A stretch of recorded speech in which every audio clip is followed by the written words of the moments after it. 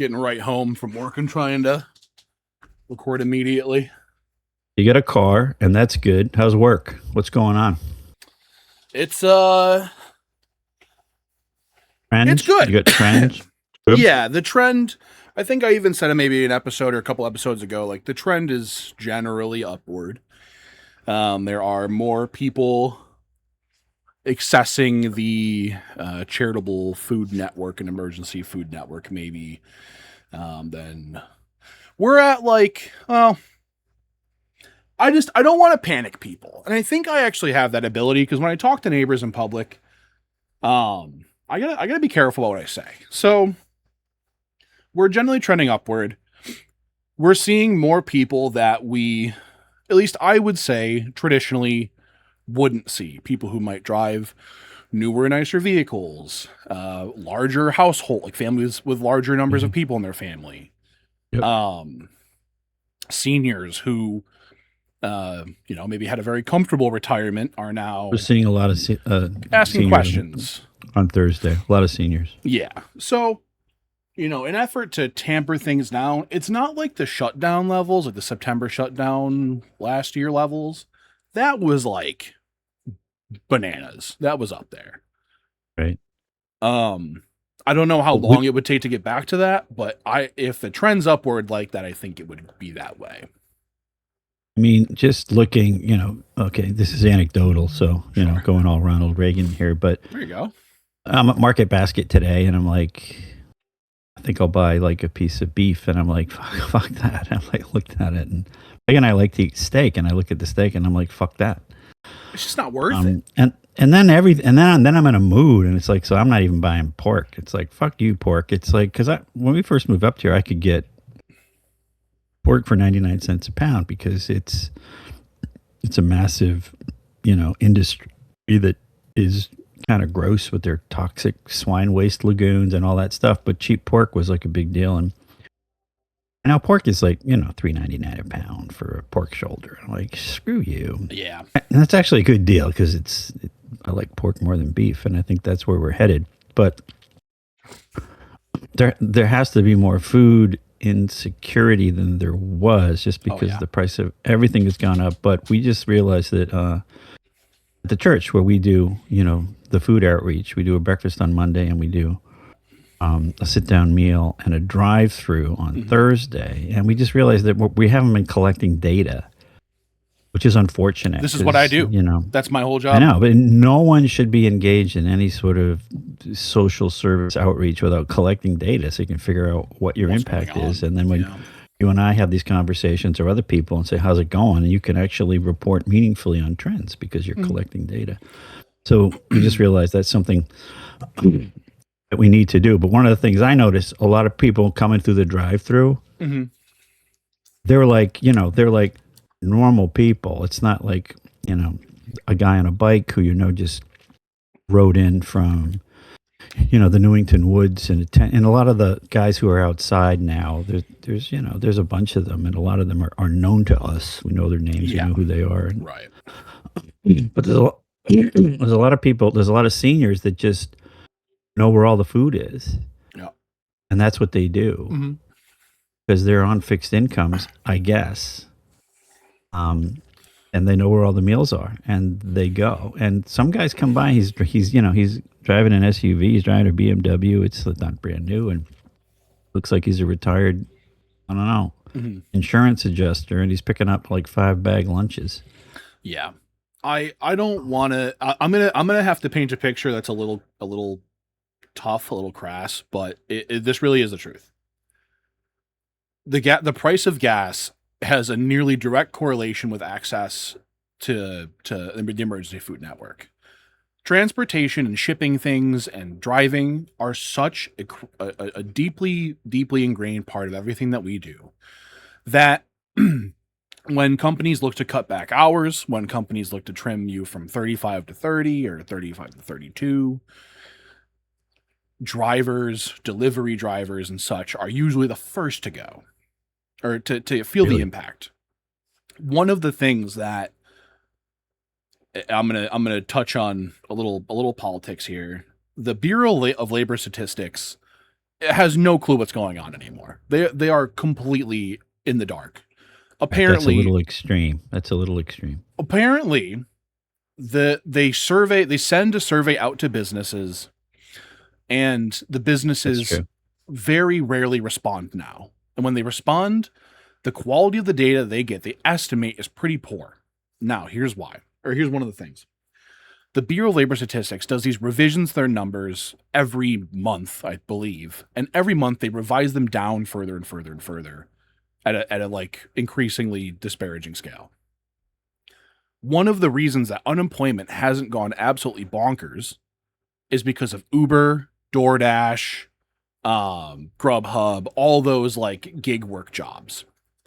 Well, now that those jobs are being pressed more and more because of gas, those drivers aren't driving as much.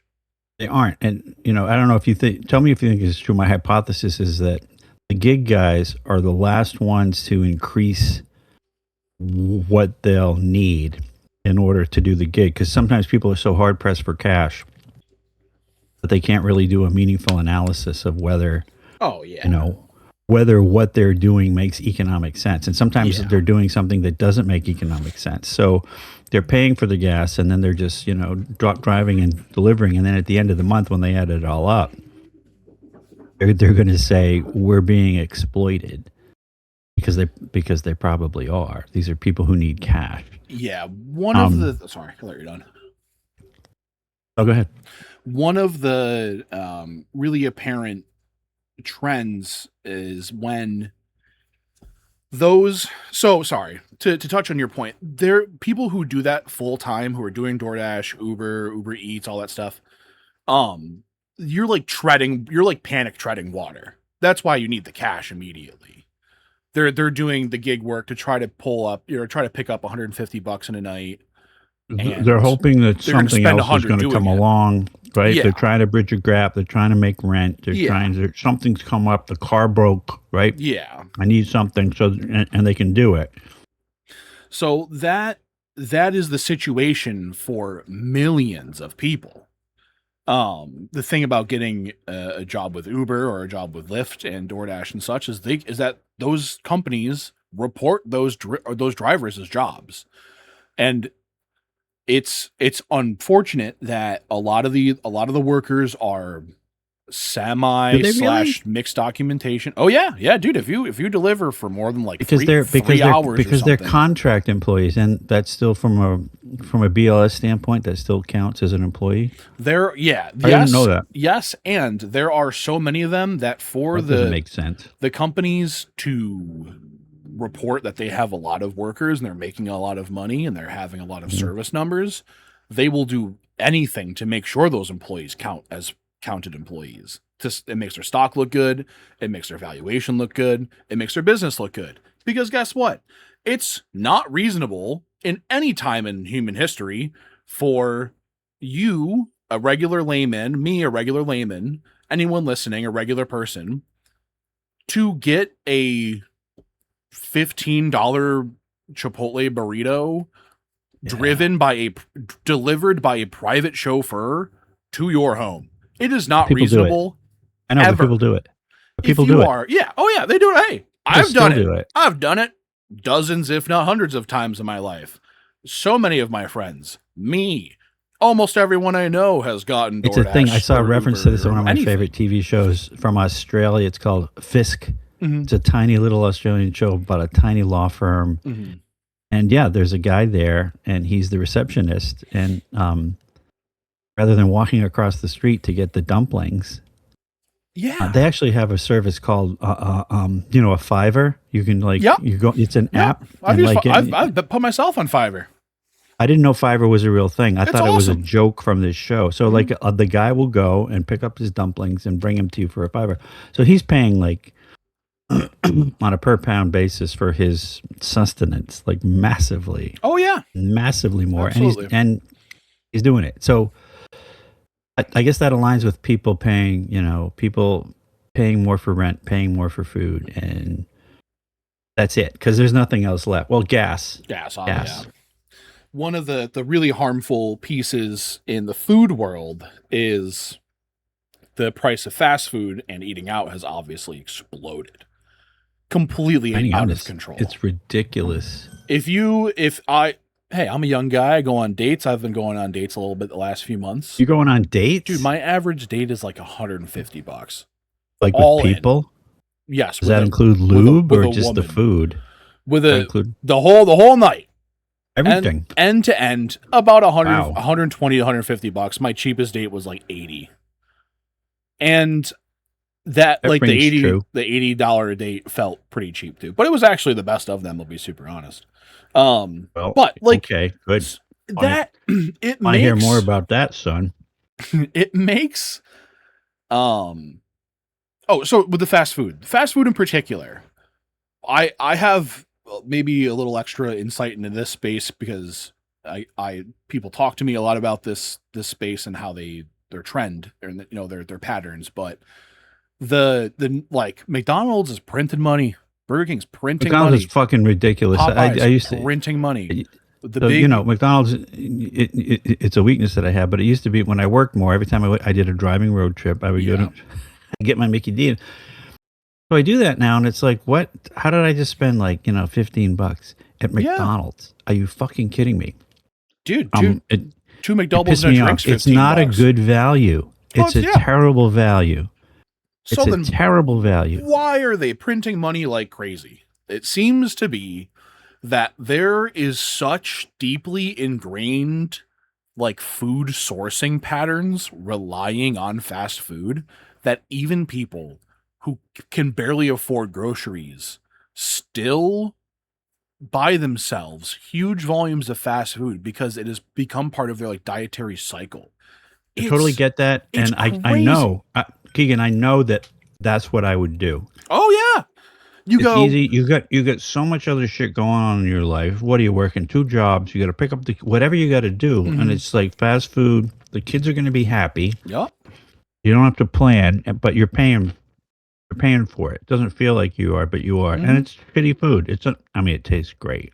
Yeah, but it's not good for you. It's not sustainable. It's terrible for you. And the kicker of it is like supersize me, baby. What it seems that someone doesn't necessarily think of is like you've got $30 to your name to get paid tomorrow. You have nothing else to buy. Well, I'll just buy something. I'll buy a pizza. I'll buy McDonald's, whatever, with this last $30. It seems it's pretty easy to justify. This money's essentially useless. However, the mindset is that it could be. Essentially, the mindset is, or the shift that I would love to see instead is the $30 treated like that happens obviously in other portions of your life. And like the instead trying to actually save and make meaningful progress with $30 a week is better than you might think. And it crushes me to see people who tread water just jump back in the pool. And it happens a lot. You'll get $300-$400 in their accounts. They'll have some tiny savings pillow, and then they buy like whatever a new bed sheet or what. Just that's the discipline though that it takes when you're dealing with a bunch of other stuff, right? Here's mine. And when you're dealing with a bunch of other stuff. And your life is stressful and it's not always, happy. And you want those pockets of joy. And fuck it. Like going to McDonald's. I know. Hey, I've done it. It delivers. There. I wouldn't know unless I've done it. And afterwards you get the McDonald's hangover and you want a boot and you got the runs or whatever it is. And, all that money's gone and you know that it wasn't a good investment. But people, everyone does that. Everyone does that. It's not like a poor people problem. That's a human thing to do. But when you're, I feel really bad. My life is shit. I'm going to spend money on what's going to make me feel good right now. I need to feel good right now so I can get through the day and get to tomorrow. But people drink. Yeah, they can. I think maybe something I'm happy about is that it seems like the rate of none of the people my age are going out. I shouldn't say none. That's painting a little too broad, but The I numbers believe that. on I'm not going out. It's too expensive. bars with young people dying Bars off are bad, dying. dying They're off dying. bad. Restaurants are dying. Restaurants are trying. It's not just that. It's like everyone and all the people who can afford the food are now taking GLPs and they're ordering appetizers. Yeah, they're 'Cause it's like, yeah, like $48 for a plate of clams, which is what I paid last week when Megan and I went to Robert's Main Grill, and she got a lobster roll, and I was like inclined to give her shit. 'Cause it says MP market price. It's like you're not even going to ask. And then of course I didn't ask because that I got the clam basket with fries. Her lobster was like $34. My clam basket was 48 fucking dollars. $48 for a plate of clams with brother. fries. What'd you get? 12? You got 12 clams? Maybe. I mean, Oh, shut up. It brother. was good. It was I good. bet, but But $48? Are you shitting me? I should get a dude. tomahawk fucking steak and 6 baked potatoes and a blowjob for $48. Yeah, brother, that's the shit I'm talking about. That's the Fuck you. America I I want mean, to know. no, I walked out of there and then it's, am I going to go back? I'm like, yeah, probably if I really want my fried clams. I've been doing fried clam research. They're just expensive. It's not sustainable. I should be No, eating not something. at I should all. be eating tilapia, but no one wants to eat tilapia. Life needs to be joyful. I don't know anything Anyway, about the sea. I Like, digress. what are the low quality, cheap seafood, and then like work me upward. I don't know anything about. I mean, I know like lobster is obviously up It's there. almost like there aren't any now because the stuff that used to be considered trash fish, the stuff that the guys used to throw back, pollock. Pollock was like, bah. You could show me a picture of a pollock, and I would say, "What's that?" I don't even know what pollock is. It's white. It's flaky. It's kind of like cod. It's an excellent fish, and it used to be like cheap, and now. So I went because we have a fish store across the street, and it's easy. And I'm like, I can be like a Parisian. I don't have to go shopping for food. I can just stroll down with my little fucking bag and say, "Oh, these Brussels sprouts look very dainty," and pay like I bought halibut that was $38 a pound. Wow. Fish used to be cheap when I was a kid, and if you're your grandma, That's like- may she rest in peace. People used to eat fish because it was cheaper in New England. It was cheap. Beef was expensive. Meat was expensive. Fish was like poor people food. Now fish is a delicacy. Cod can be, $20 a pound and up. Salmon, which is farm raised, is not necessarily always affordable. Anything that's from the ocean is just it's just expensive. Yeah, it's not a bargain. It's one of those things, Keegan, where it's like, oh well, I feel bad about like posterity and my children and my grandchildren and my grandchildren's children's children not being able to eat seafood unless they figure out how to clone it, or like AI will figure out how to make seafood at some point. I have no idea. Out of like we got bottle fish pops. hatcheries. There's a lot of that. I mean, most seafood now is farmed. Which raises a bunch of other issues, but it's good. It should be farmed. But yeah, I like it. I can afford it, and we eat it at least 2 or 3 times a week. But it used to be a bargain, and now it's a treat. But yeah, seafood and beef. Forget about it. Seafood and beef. The old stuff that we used to be cheap, pasta, pork. Pork is still very affordable. Pork is phenomenal. That's what I've been having a lot of lately. When we're cooking like mass market meals, at the homeless shelter, chicken is still a good deal because there's a lot of people making chicken. Rotisserie chickens. Or any kind of chicken, the thighs, drumsticks, which used to be like people love drumsticks. Now people like think drumsticks are like they suck. They're terrible. We'll go back to that later. We can come back to it later. Like drumstick was like. Yeah, if there was a movie in the 40s and like there was a scene for chicken, it was a drumstick. It was a guy holding a drumstick, eating it at 2 a.m, raiding the icebox. It was like, yeah, Thanksgiving. It's like, give me the drumstick. And later on, we realized it's not necessarily the choicest cut of meat. But anyway, yeah, food fads, chicken fads. But we do a lot of pork. We do a lot of chicken.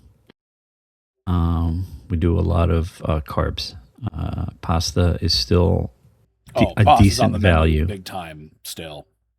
I'm getting a box of pasta for $1.20, $1.30. I'm still for a pound. Yeah, pasta is just it's $1.30 now. Hard to like beat.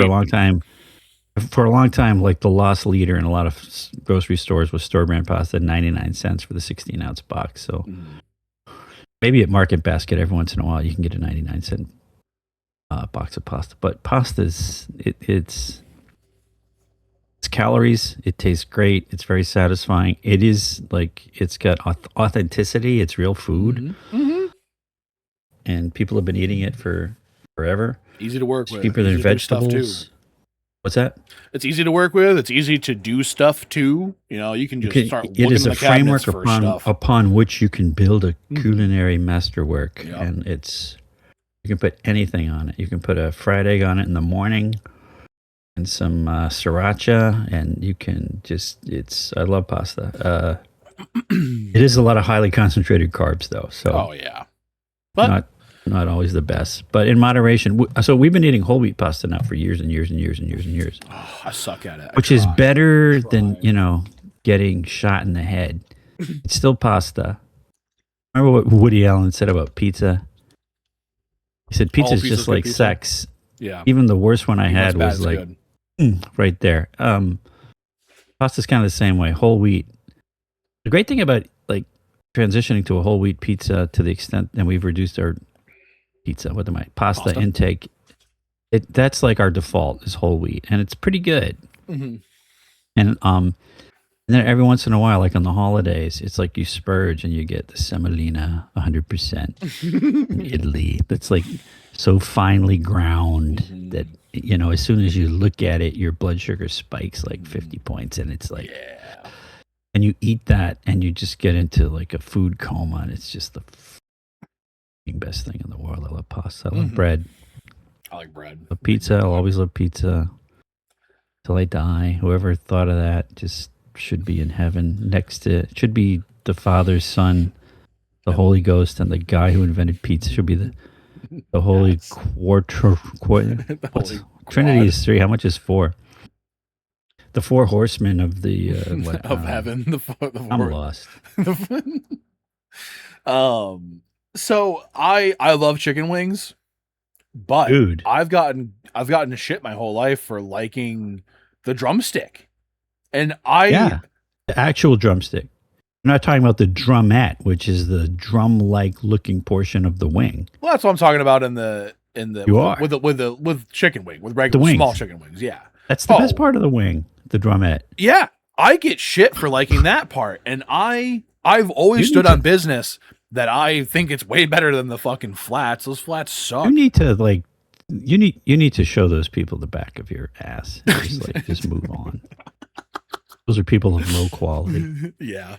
Did I tell you the story? Because like buffalo wings were just becoming a thing when I was like your age, and like Buffalo, New York. Like shout out for Buffalo. It's like we can assassinate a president. We can make beef on weck, and we can like put like Frank's Red Hot and butter on a piece of chicken and like get people to lose their shit. So that's what they did. And there were wings in Ithaca, New York. It was called doesn't matter. The Ithaca Airport. It wasn't an airport. It was a restaurant. They did wings. That's went there kind of rare. One night, first year of law school, and it was like my first real introduction to wings. And we got like the spicy wings, and just chowed. I've told this story. I've like overtold this story. I don't think I've ever heard it. And the next morning I got up, I thought that,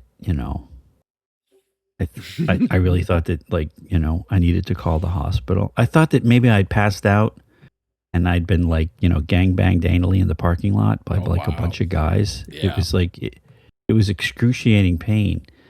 And then, you look in the bowl when you're done shitting and it's just like bright red and it's just like, capsaicin. It like retains its potency all the way through your digestive tract.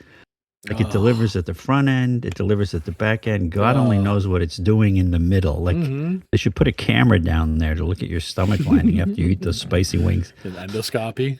No, and I was shocked. And they were, and like some of our roommates were from upstate New York, and they were just like laughing like crazy. Like, you stupid fuck, you just ate hot wings. That's all. That's the only thing that's happened to you. And it's like Frank's hot sauce. Like, shut up. Like, get over it. They're so good. So good. would eat wings. Yeah, no. So I think there's got to be data on this, Keegan. Like people used to order like steak for their last meal. I bet a lot of people order wings, like a cheeseburger and wings and pizza. Ooh. Have we ever talked about our last meal? We should, because that's very important, because it's relevant. Like one of us could be. Alton Brown talk about his last meal. God, that guy is awesome. What did Alton Brown have to say? Let me find it. But one of them was Girl Scout cookies. That was a big one. No, never. Nope. Been there, done that. Alton Brown. What are last meal trends? I tried to do an AI search, but I ended up just like sending you an IM. He just asked me. That's what happens when you eat pretzels. So he wanted, it looks like a rack of lamb. There is a different spread of wines here. A plate of oysters. And thin mints with a glass of milk. No, thin mints. Nope. Current last meal trends 2026. Chain restaurant comfort meals. It's probably Olive Garden. Oh my God, you should be put to death. There's people aren't saying they want Olive Garden as their last meal. All right, that's what convinced me that the death penalty is actually a good idea. Yeah, fried chicken, burgers, pasta, pizza, ice cream, or pie for dessert. I would need to research this for like months. Rack of lamb. Alton Brown wonders why people beat him up when he goes out in public. You don't like Alton Brown? I love Alton Brown, but you don't like do that. Rack of lamb. Why? You know what? He doesn't even like lamb. I'm betting. He's just posing. You don't think so? He's signaling. What? Why? Like he's got like all the money in the world, and he's like beloved by his. Yeah, Ram? because he's I don't think I've signaling. ever read Ram. So he pretends to like shit that no one really likes. Lamb is people from like poor countries that have deserts and cactus eat lamb because it's all they've got. You give them like a nice steak, and they're like, "What the fuck? Let's emigrate." Well, of course we want to like go to the United States. We can eat cheeseburgers. Eat lamb. You ever eat lamb? I have. You know what lamb tastes like? It tastes like you took like a perfectly good steak and you rubbed it in your grandfather's armpit on a hot day for like an hour and a half. And then you cooked it and lightly salted it and ate it and then acted like it was delicious. It tastes like an armpit. It does have BO in it somewhere. And that's why I don't get it much. The polite term is gamey. It's gamey. Like it's gamey. Yeah. It tastes like someone's crotch. It's disgusting. I'm not a big lamb fan. If it's like if I go somewhere and it's what we're having, I'm like, all right, sure. Ground lamb. I have never willingly ordered lamb in my life. Really? That surprises me. If it's free, I will eat the tiny little chops as long as they're marinated and like they cover them with garlic. They're traditional in Irish cooking and British cooking and stuff, and that's not exactly a high tier cuisine. I'm a legendary hater of British food, and it's all just so wet. But whatever. First off, to give Alton a little hand here. I love Alton. I don't think he's signaling. I think he says the things he believes. He just doesn't care. I think people who say they like lamb are just like, dude, he put pretending. He put like beef lamb tallow in his martini and drank it. This guy just doesn't give a fuck. He doesn't care. Look at him. No, beef tallow for French fries. He put beef tallow in a martini? Yeah, he just like work. there's this he's in this episode of this girl, she's cooking something spicy. He has, I think it's a martini in his hand, and he goes and he takes a turkey baster out of the drawer clumsily and like grabs some out of the pot as it's boiling and puts it in his fucking martini, squirts it on drinks and goes, "Oh, it's pretty good." He's out of his fucking mind. Martini. No, that's more like martini drinking. You're martini drinking. That's what I'm saying. So if I'm my third martini, it's just like, what's this? I'll put that in there. That's going to be good. And then you're going to drink it. And what are you going to say? That's not so bad. But like, that's a drunken, even if he's drunk, that's a wizard in the kitchen still. He knows what he's doing. Listen, if I'm No. drunk, I still know what I'm doing behind the decks, behind my controller, by my DJ controller. I think he No, knows what he's doing. putting hot fat in a cold martini is just. I've done worse. We used to make fish martinis in law school. We took frozen Ugh. smelt. Wait. So you make the What the martini, fuck? and then you take the frozen smelt and you kind of use it for a stirrer. Bro, life was not that bad. It was. We were poor. I ate a lot of boiled eggs and store brand pasta, You put smelt in your martini? frozen smelt. What is Yeah, what no, it was gross. It didn't work. The idea was great. It was a great idea. No, it's not.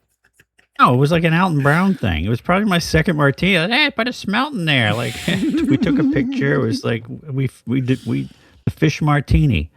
It didn't catch on. I wonder why. Just like his beef tallow martini didn't catch on. No, I love Alton Brown. I've always he's got great technical knowledge and he's a hard worker. And I've gone rides on If you motorcycles had to still. compare, about my love of Emerald Lagasse, and Elton Brown's up there as well. He's Emerald's full of shit. You don't like Emerald? No one likes Emerald. Really? Bam. There's no way. Yeah. What does he call it? The spice? The seasoning? What is it? Spice 9? What the fuck is he calling? This I don't know. No, he's got his signature spice mix. Bam. Essence. Oh. The essence. The essence of Emerald. Yes, I'm sorry. He's just selling essence. Plus he's like egregiously unhealthy. He makes He doesn't have a food. sustainable diet and he's peddling this shit. Plus he's Paisan. He's Portuguese, so I can rip on him. Oh, he's Portuguese. I thought he was I'm ripping on, and he's from Massachusetts, and he like leans hard on that Massachusetts accent, and it's just not. His eyeballs have completely shrunk into those giant fat pockets around his eye sockets, and God bless him. He's worth 50 times more than. Bro. I love the guy. He's probably had his arteries reamed out surgically in Brazil. Like every 18 months, he goes down to get all the fat ripped out of his arteries. When Emerald Lagasse, is he still on TV? Is he still working? He has a show. It's called Emerald Cooks. Brother, Right. when Emerald Lagasse was running Emerald Live for 17 seasons or something insane, and he's walking in the room, and every time he walks in, someone gets pregnant. He just has a crazy aura. He's super charismatic, and he makes comfort food. He's a fat Portuguese man. He's probably got crazy He's probably got crazy good comfort food. He's I'm in glad. Louisiana visiting farmers and getting rice and making Eating po' boys and cooking shit. andouille. Yeah, No. making andouille sausage and He's a shtick. He lacks authenticity. He's a cynic. He doesn't think believe so? in anything that he's doing. Yeah, really, it saddens me. I like. he's no Tony Bourdain.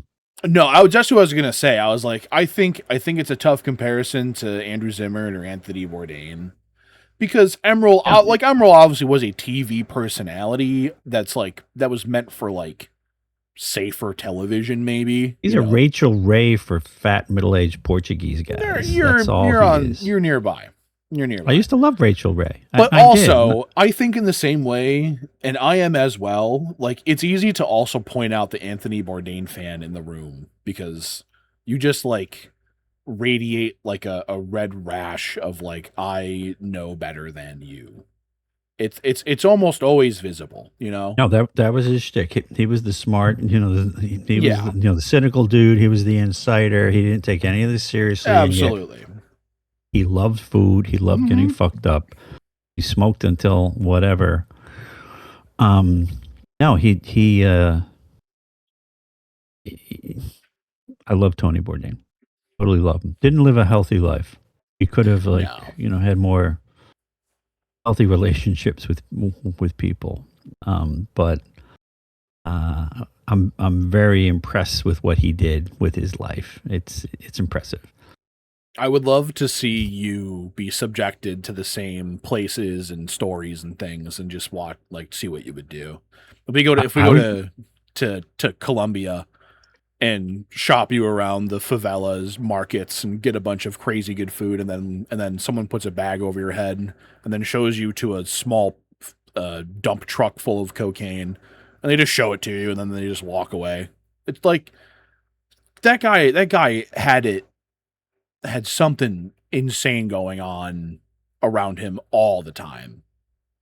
One of my favorite Tony Bourdain episodes, and you could tell I don't know which of the series it was. He had three, right? He started with one, and then he sort of built it up. Reservations and No Reservations was, I think, the second one, or maybe the third. But he had like more and more control and more ownership. Yeah. Later in life, but there was one. It was an early one, and he's in the Mediterranean. He's in Italy, and you could tell it was one that his like producers four different shows. Anthony Bourdain's A Cook's Tour was his first, 2002. Cook's Tour was the first one. No Reservations is second. No Reservations. Parts Unknown is the third. Great and then the Layover, which is from 2011 to 2013. I don't remember that one. Cool.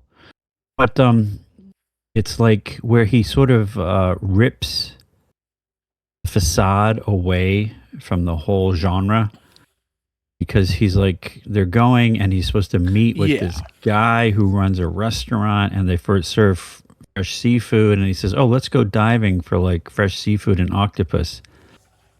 And they go and they dive, and one of the aides of this famous chef is throwing he's got frozen octopus in a bag, and he's just throwing it off the boat for this like overweight little Italian fake chef to like go down and say, oh, I found this like octopus.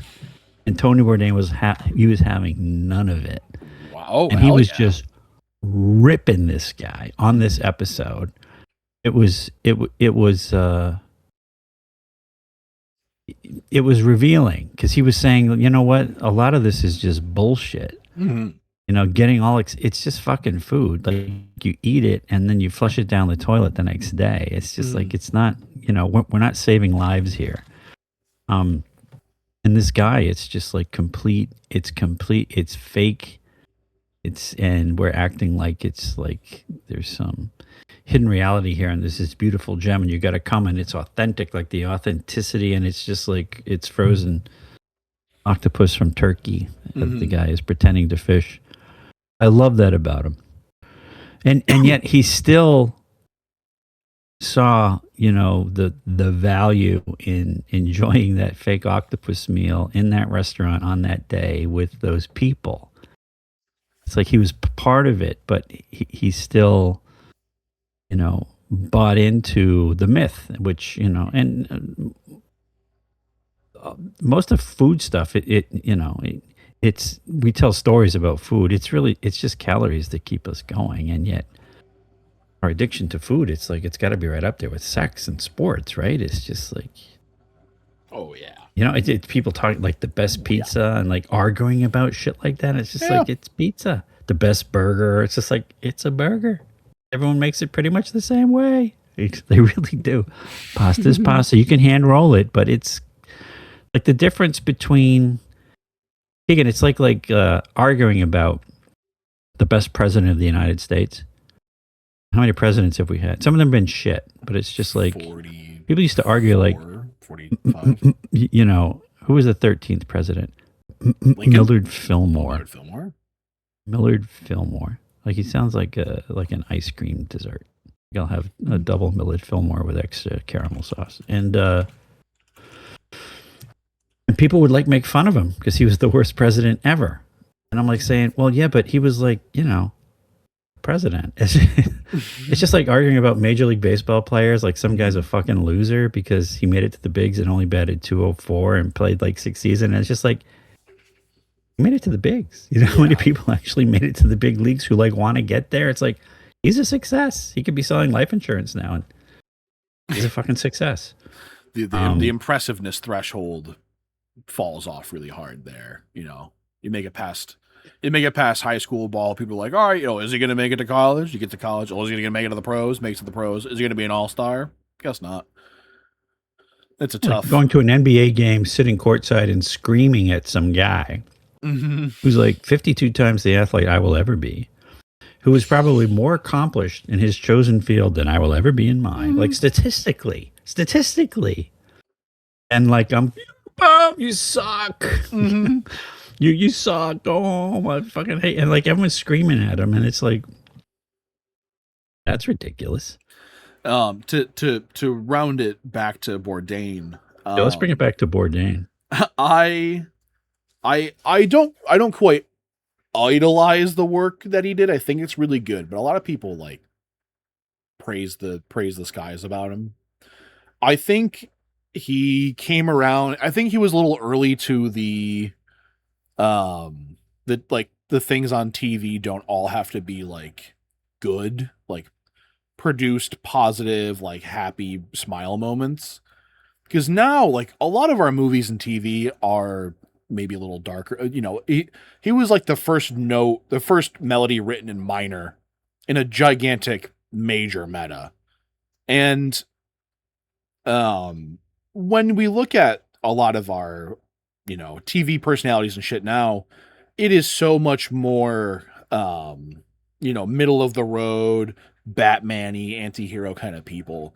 I think like the daytime TV host, clapping and cheering and everyone's all fucking jumping up and down. All excited and like, here's my latest person from the D list from the show from the WB that you've never heard of. Yeah, like that kind of shit. Like, oh, it's a celebrity. I'm going to clap. It's like, why don't I know about them? That to me feels like the fake thing that Bourdain was trying to paint away from. But I don't know. In the same way, I enjoy that shit. I don't think it's fake at all. I think it's super authentic, but like you can enjoy it. You can like soft serve ice cream, Keegan. Oh yeah. I was gonna say it's shit. It's Andrew shit Zimmern's ice cream. Bizarre Food was Andrew like Zimmern. I got really into for like a year because I like the idea of it, but the guy's not. You don't like him?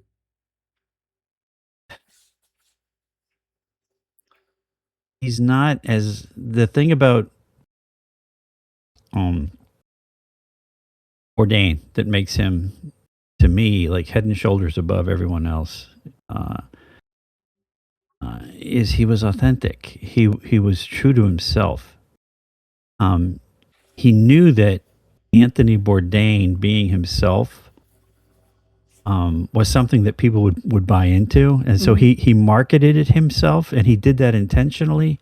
But he was always himself. He really didn't give a shit about what people thought about his reaction to anything. And you could tell in some episodes he's like trying to be polite because he like wants to be nice to these people, and you could tell that maybe he's not feeling it, and he's saying some stuff, and you can tell that they're like, giving him prompts that he can share.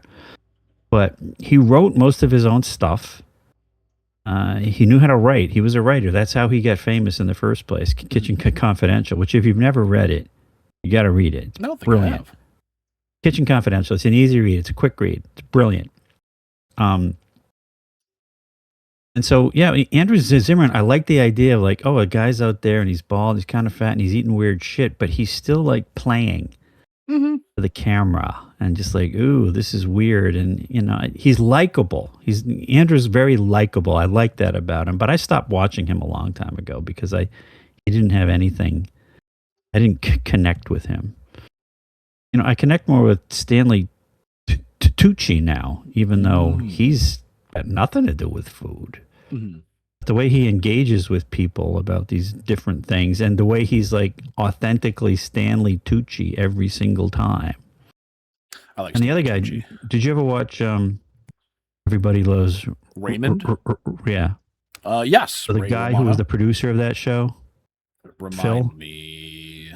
His name was Phil. There's a show. He's had a couple, but his show is Somebody Feed Phil. Okay. Have you ever seen Somebody Feed Phil? I don't think so. Watch it. It's another, and he's no Bourdain, and he's not a food guy. He's just Phil. He's Phil Rosenthal, whatever his name is. I've never seen this. he's a genuine dude, and he writes well. He writes his own content, and he's very accessible. And he like talks to his parents. His parents are dead now, but he used to call them from like Athens, and they'd say, "You eating okay? Are you getting enough sleep?" And they're in their 90s. Yeah, somebody feed Phil. It's good, and he has like he'll eat stuff and he'll react to it, and his reactions come across as authentic. And sometimes he like tears up and he kisses people, and it's a lot of fun. It's not like it's not Anthony Bourdain, but it's good. I've recommended it to people and they've enjoyed it. I think it's good. Somebody feed Phil. What's that? I meant to. I didn't say what I meant to. I've not heard of this, and I don't know very much about the what's his name? Phil. What is it? I think it's Rosenthal. Phil Rosenthal. He was the writer. He was the creator, I think, of Everybody Loves Ray. Did you ever watch that? I know a little bit. And he's actually married to the actress who played the wife of Ray's brother, who was a great character. Yeah, I watched that show like very late in life. That's a pretty good show. It was a favorite of my grandfather's who just put on the TV and I would just sit there and watch it. I was young. I had no idea what was going on, but yeah, somebody feed Phil. It's like, yeah, I would start with the first season where it's like young and fresh. I'm not sure he needs to keep doing it for 9 years. Yeah, Phil Rosenthal.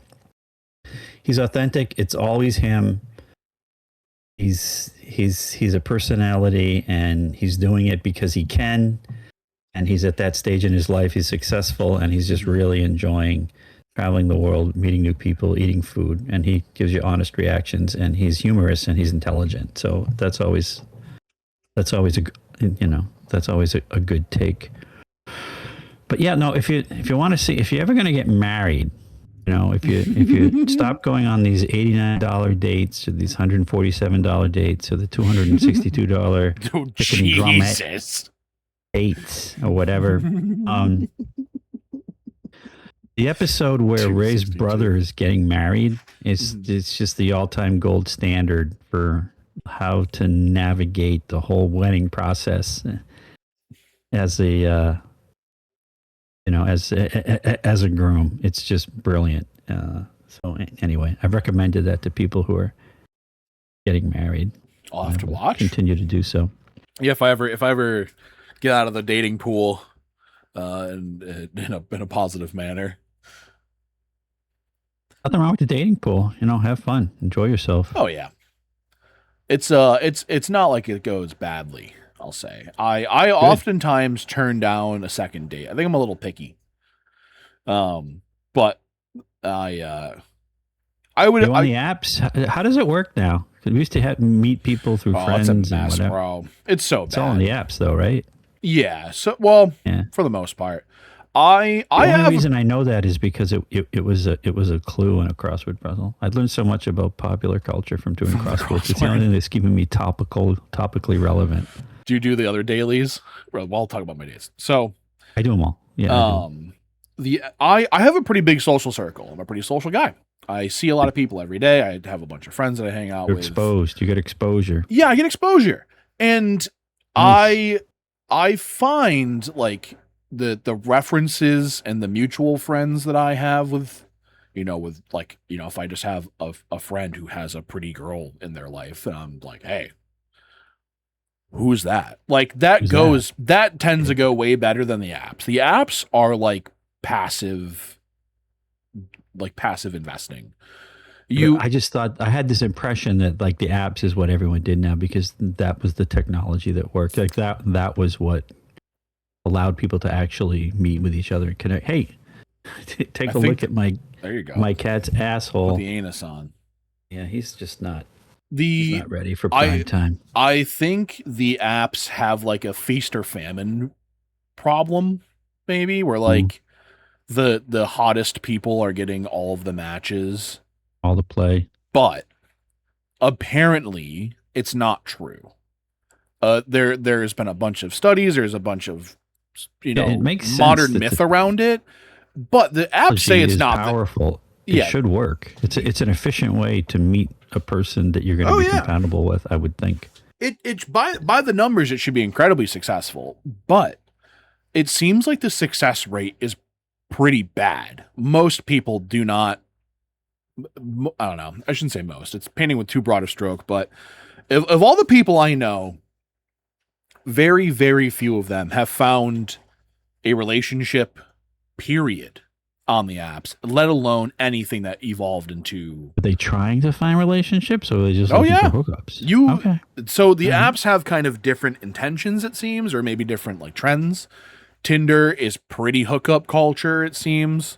It's mostly people just looking to meet up. But like Bumble is meant to be a woman first one, where the woman texts you first and all this stuff. They try to put on a more invested relationship, and then like Hinge is like you're trying to lock down. You are trying to find a serious potential life partner. I never heard of that one, Hinge. Yeah, there's a million of them now, but that's like the three big ones. There's one called The League that I saw recently, and it's like kind of a professional one. You have to put in this very in-depth application. They do a review process. It's like basically professional matchmaking. There's ones for celebrities that like celebrities get on to date outside of the public. There's a bunch. You should go on that one, bro. You should do that. No, you have to be invited. I just have to get invited. So I think it's called Rhea or Rena, something like that. Figure it out. Hit me up. Hit me up. Well, I don't know any celebrities, so otherwise I'd put in a good word for sure. I'll have to reach out to all my celebrity friends. It's very hard. Shout out to celebrities. Like hook my boy Keegan up here. So what's it called? I think it's called Rhea. Yeah, Rhea, like the goddess of whatever, the goddess of fertility. I don't know what that. I have no idea. Yeah, it's called Rhea, or maybe Raya. Raya. Raya. It is primarily a dating app for celebrities, A-listers, and high-profile creatives. It is an exclusive, invite-only, short-term platform with extremely strict vetting process. So that sounds really depressing. It's probably just matchmaking with an interface. It's there's no way it's meaningful, but still. So I find that my best success comes from references still, like mutual friends or someone that someone knows that I don't know yet. That very gratifying. I'm bad at, I shouldn't say bad. I'm not as confident in going to a bar or a concert and just walking up to a stranger and being like, like, what the fuck next? So, those I tend to not avoid, but I don't go to those spaces as much. I'm already not a bar guy. I'm already not a club guy. For someone who DJs, it's a little bit of an oxymoron. I like concerts, but I don't like a club. I don't want to go to Lava and dance for 2 hours. I'm not there for that. That just sounds like work. And it's hyper expensive, and club culture is just lame, and it's usually like it's never like a crowded dance floor going fucking crazy. It's like 25 people in a 500 person room. It looks a little awkward. That stuff's never actually that great. So the death of the third space, I think, is maybe what's contributed to having a harder time for people to meet in kind of meet randomly. I have the fantasy of meeting my partner at the grocery store where, we touched the same fucking yellow bell pepper, and you're gorgeous. You like drumettes? you want flats or drums? You tell me. I'm sorry. Oh, did you want the last package of drumettes? No, please. Tell me how you would prepare those. Maybe I can help. I put Frank hot sauce on so hard that my anus would scream the next day. But I fantasize about like a new third space that's like pleasant, and the person there, expects maybe a little flirtatious action. I don't know. There's been obviously such a huge change in the relationship between like the term men and the term women when they talk about each other. It's just like it's not always a pleasant, it's not always friendly competition, I'd say. It's like sometimes it's a little aggressive. And it's not always great. I'll tell a story about a date that got canceled recently. I matched with a Okay. girl. This is on Tuesday. I text her Tuesday, Wednesday, Thursday, and on Thursday night, um, we You're leave off. texting her like saying, "Can't wait to see you, baby." No. How does it work? Mostly casual, small talk. Mostly like trying to find their interests, trying to see what they are about. Like And how would you obtain her like contact information? I matched with her. I matched with her on Hinge, I believe. Gotcha. So Okay. I matched with her. Texting is I didn't You're on actually get her Hinge. number. You're swinging for the fences. I was messaging her on that app itself. It has like a built-in interface for talking. So I was on that. I talked to her I talked to her Wednesday, I talked to her Thursday. On Thursday night, we make a date for Saturday. And Thursday night, we talk a little bit more, a great natural place to rest the conversation like late at night. Friday, I text her at like 10, maybe like 9:30 on Friday, 9:30 p.m. And I'm like, hey, just checking in. Are we still good for tomorrow? And she goes, you didn't text me all day. Women hate that. Consider it canceled. And I was like, what? I was really, really taken back. That is unusual. I think, the conversation with the people I've talked about this to have been that they're like, imagine if she was not using it for the same purpose. She was looking for like adoration and something like that. She was looking for self whatever and not for a long-term relationship. I'm not going to dunk on her. I very easily could. I am. Head case. Sniper. But like, you dodged it, son. It more often than not, it seems like either participant is like almost is what always was her name, so people will know. And they'll her name is Katie, I believe. Oh, Katie, she did that to me, bro. She did that to you too. You're on the apps too. You're a killer, Katie. Come on, bro. But more often than not, and not only just in my experience, but talking around with other friends who are single, other guys, other girls who are dating around, it seems like both parties are almost always looking for the easiest way out of the situation. And to me, that is like it's too wait. It's suspicious. The easiest way out of the date, the relationship. Yeah, they go before you've even had the date, dude. They get on there, they talk with each other for a little while, and they put them. I think what happens is they put themselves in a situation they weren't expecting. Right. They're like having an insight. They're going on a date. Here. They go on a date, or they plan the date. Right. And I think planning the date is what the fulfillment that a lot of the people are chasing. And then once the date totally is made, fits into my theme. When the date is made, I think both parties have had the gratification, and they're like, "Oh, I could do it if I wanted to. I could go on a date still. I could do it if I wanted to." Yeah. And then this is the disconnect. And then both parties find some way to back out. Almost always. This is the disconnect between technology evolution and human evolution. So the way we're wired to like pursue people of the for a long-term relationship to court people. Mm-hmm. So that's built up over millennia, right? And so there are certain rituals, and they're ingrained. It's like biology now at this sense, and if it's not biological, it's like at the next level up. It's still pretty deep. And now we get this technology. It's just like, watching YouTube. Oh, look at the hoof horn. And then it's like, yeah, that's boring. Drum corps, hoof horn, blackheads, hoof horn, maggots, hoof horn, drum corps, hoof horn. And now it's just like, all right, I'm having all these romantic / dating interactions, which didn't exist before 20 years ago. I'm having them. Yeah. And I'm like having a little kind of a relationship before I even have a relationship. Yep. I think that's the attractive part. It kind of makes sense to me that it's going to be different if people get together this way. You are all adjusting to how this happens. Yeah, that sucks because like technology it's too fast. Yeah, I hate it. You should be using AI more to plan your dates. That's all I'm saying. Oh man, you have an agent. You should have an AI agent on the Hinge On the platform for apps you. working for me, and I come back to matches that have like a full I conversation. can't be the first person who's. There are people that are doing. I'm sure There's- all the A-listers on that, whatever that app is, that I'm going to get you on. I swear. Rhea, you're gonna be on Rhea?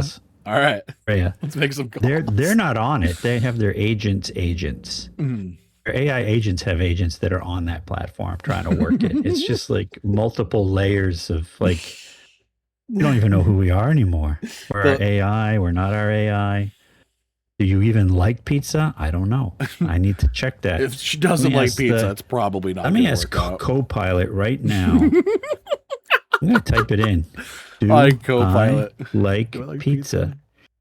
See what Copilot says. If we're talking about you, Charles, then yes, you like pizza. What do you know? Maybe why pizza fits your style. Ooh. You just like grime, chaos, and macho posturing. So they are listening. Probably. They're listening 24/7, the fucking assholes. Copilot's definitely listening to you. Or appreciate craft, whether it's garden design or yeah, we're doing garden design. I like to cook. Like are these things you whatever, hang on. So there are definitely AI people on the platforms. I'm sure I've ran into a few of them. They will never take any conversation off of the platform. They will never like send you a video, like not a video of themselves. They'll never like send you like a song. They'll never send you a link to a movie they like, or whatever. It looks and reads like ChatGPT or Copilot or Grok trying to be a person. Gross. They use like the quiet truth about that is like phrases like that. They just stick out like a sore thumb. And I'm sure, and they're like, okay, the AI photo truth. The AI photo generation. I thought that was just me. No, you fucking clown. All right, I'm going to tell Copilot right now. No more quiet truth. Keep talking. The reality is, I bet a lot of the profiles on there now are either just like ghost profile, like people who like just effectively like deleted the app but never turned their account off. A lot of there's like Snapchat bots. They're like accounts when you match them. It just tries to talk to you to get your Snapchat, and then it sends you ads and scams and cryptocurrency and bullshit like that.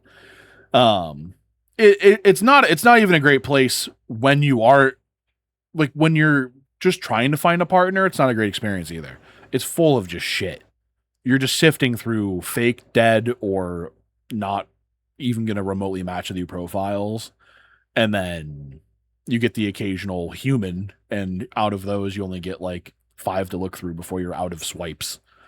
So it's brutal. And like a big part of it is I think people don't want to date either. The birth rate is on like a roller coaster downfall. And I think the apps, if the apps were crushing it, I don't think it'd be the case. If people were getting together on them all the time and it is working. There are just so many variables at play here, and I it's a big don't one. even. Yeah, there's way too many details. No, it's like the economy, it's the job market, it's like AI. It's just like what is your life going to look like in 20 years? And it's like, and you're trying to like go out and find a life partner in that maelstrom of like chaos, and it's just like fuck. Most people are treading water. Yeah. Most people don't have an extra 150 to 200, 300 bucks to spend on a date. It's not even reasonable. You want to go out to a place that's worth bringing a person to and make it convenient, and you make it, you know, kind of the best version of it, the best version of yourself, maybe buy a new shirt or something. Like you really are putting a rather big investment down to try to determine if this person is it for you. You know, or, you know, you could do a walk in the park and shit like that. That's cost nothing. But, to be super honest, anytime it's ever been posed, no one's ever taken it. I think a portion of the space has to do, or a portion of the spending has to do with like a commitment to the person. Like to take a person on a walk date is like a low risk, low reward. You're not putting forth maybe a version of yourself that is showing commitment to the person. And in my experience, the dates that have gone really well so far usually are the smoothest, the ones that have the least hiccups, the ones that have the least logistical problems, the easiest time to meet up, the easiest place. We get our seats quickly, things like that. Those smooth overs usually cost a little extra. And a smooth date, what is it? It's like slow is smooth and smooth is good. It's kind of how I think those go. Yeah, no. So the traditional dating paradigm was, the guy takes a woman out and spends a certain amount on her. It's sort of, you're almost like showing respect. Yeah. And indicating interest by laying out cash. So, yeah, the going for a walk thing, that would have to be, the Hallmark movie where the people already know each other from the office and one's coming off the painful breakup, or they both are, or whatever. And it's just like, small town guy, big city. Yeah, they meet up at the coffee wagon, and then they just take a quiet stroll and slowly, realize that they both love nasturtiums. And what, you love nasturtiums? And it's just like, yeah, I know. I love nasturtiums. I think Andrew Zimmern is brilliant. So do I. So do I. I love eating weird food that makes me vomit. So do I. Put those two together. Listen, bro. Hey, if I found a girl like that, you got a new car. You have a new car, so you can drive your date somewhere. All right. If I come up with any decent, like what about the track? Is there horse racing? Do you want me to bring a girl to a horse race? Bring her gambling. No. That would be way too expensive, dude. We're in the world of I think some of the least desirable men are the guys who spend the day playing fantasy football for $300 or $500 on the line. That is a person that is deeply pushed out of the dating pool. But going to the horse races, it is cool in its own way. And if you hit, it's probably a crazy. Dude, you got to do it in quotes. You got to figure out how to do it in quotes. Yeah, you have to. Yeah, you're not I know where you're really at. there. I know where you're at. Right? I like it. So, but it's just hey, let's go. I don't know. Let's go to OTB. Let's spend the afternoon at on track betting, bet on horses, and sit in these plastic chairs and chat up these old dudes who are complaining because you can't smoke in here anymore. You got to go outside. Yeah, shut up, old man. Fucked up. Me and my girl are smoking over here. Fuck you. That would be fun. I'd love it. Middle ages is maybe the closest thing that you're gonna get to that rowdy, reasonable experience, other than literally going to a horse track. But I don't know if there are any around me. What are you talking about? What's the closest? Middle ages or what's that? Medieval times. Medieval times. I'm sorry. Middle ages is you're late 30s to your early 50s. That's middle ages. There's a brewery in Syracuse called Middle Ages Brewery, but I was thinking of medieval times, which is a live action jousting. Yeah, that's just mutton fest. Yeah, that's it's ugly. And you might as awesome. well put a sign. You might as well get a tattoo on your head saying 3-inch penis. Yeah. Let's go to medieval times. That's a respectful amount. No, if you've done that, and I'm not judging, that's fine. What do I know? I don't even know what people like anymore. I do like this. I think that breweries, we didn't have breweries, and really, Nora and Ian were here for the weekend, and let's go out for lunch, and we went to a local brewery. It's a concrete floor, picnic tables, families, kids coloring, old people riding bikes. It was the most wholesome experience of people drinking beer and eating hamburgers. It was great. And I thought that would be a great place to bring someone for a date. But you don't drink, so you're fucked. All right. I mean, I can. It's not that I'm sober. You can have a beer. They have non-alcoholic stuff, I'm sure, because I think they'd be stupid not to. Do you like beer? I do now. I went through a long period where I thought beer was just bloating and meaningless calories, and then Megan and I went to a wedding in Colorado about 15 years ago, and they had a lot of really good local breweries there, and we ate a lot of beef and we drank a lot of beer, and I'm like, beer is good.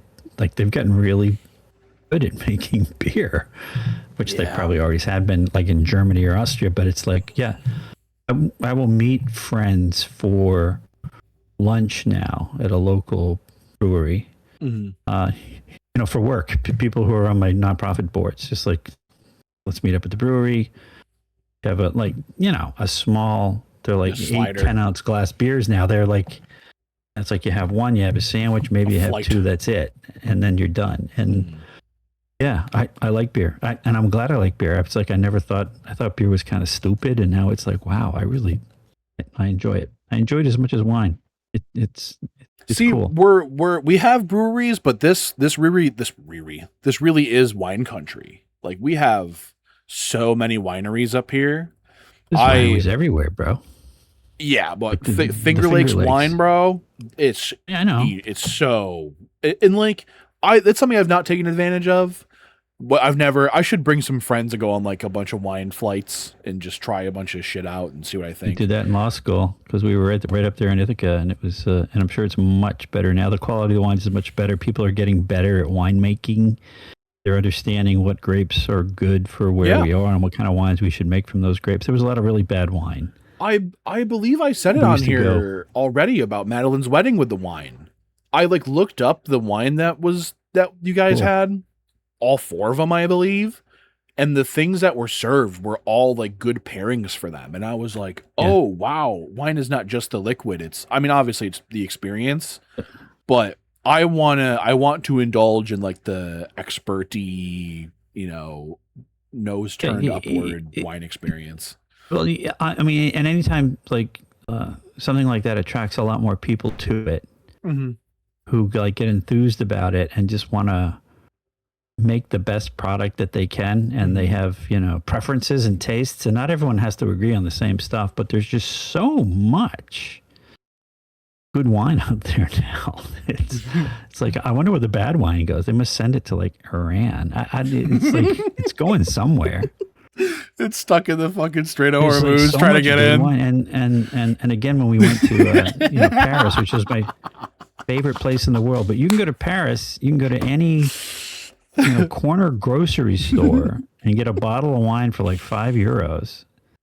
Damn. It's good wine. It's good wine.